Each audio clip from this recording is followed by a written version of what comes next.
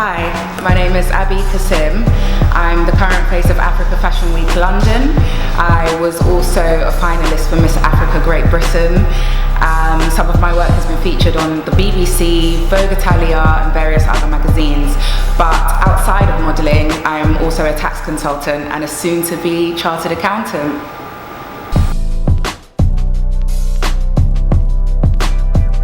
So, the way I got into modelling was actually pretty random.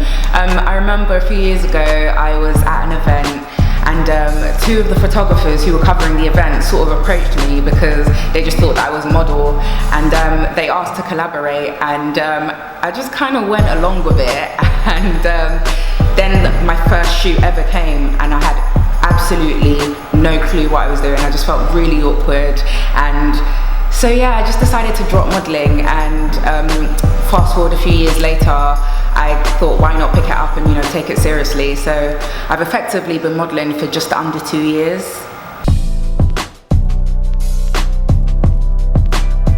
Why did I get into modelling?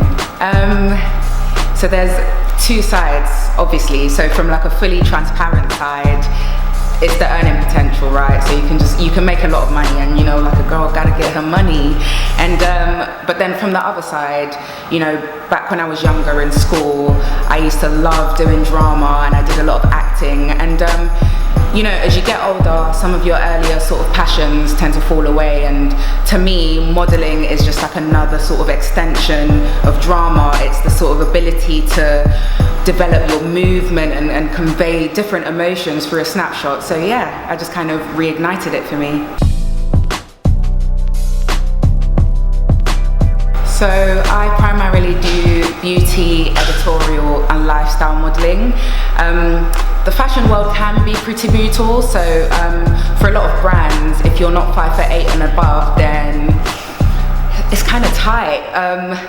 I'm 5'6", okay, so as you can imagine, it's been a pretty difficult journey, but I'm 100% optimistic that I'm still going to break into the fashion world, because it shouldn't just be about meeting height requirements, but more so your ability and sort of your drive and your look. And I think I've got a pretty unique look, and I'm just me, no one else is me, and that's my USP. Oh, the Vogue Italia feature was honestly so surprising.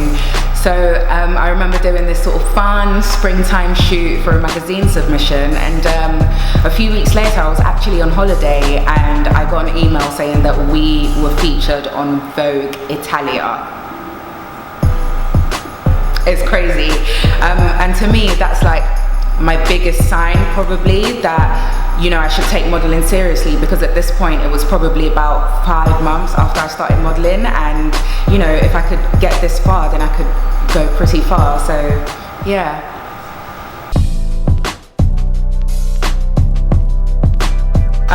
Of course, it's not all rosy in the world of modelling, and for complete transparency, I do have to say some of my downs, and there isn't a lot of guidance out there for aspiring models, and unfortunately some models can sort of fall short of that and can sort of be exploited and taken advantage of. And unfortunately, I was one of those models. I had an experience whereby I was sexually assaulted by a photographer who sort of promised that he knew agencies and that we should shoot together so that he could send those shots to his contacts. And yeah, it was a scary experience, which is why we need to make sure that we're staying informed and safe more than ever.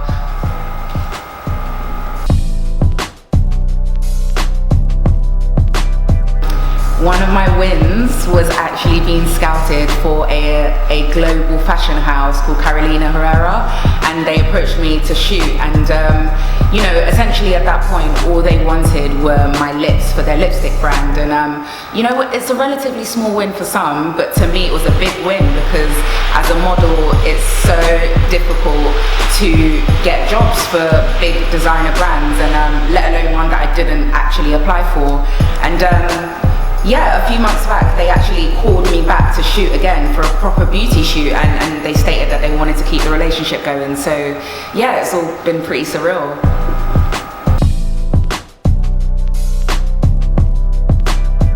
My advice to aspiring models would be to do your research. You know, like I said, there isn't a lot of guidance out there, so you have to make sure that you're actively seeking it. Another tip that I'd say is, you know, consistency is actually key. You know, if you find that you want to shoot but you're not being booked for any particular shoots, then create your own content. Just sort of take pictures at home, but it's to make sure that you're essentially just practicing. And you know, practice makes perfect, as they say. You know, by all means, I'm still a work in progress, but I'm hoping that I can share some sort of value in what I do know.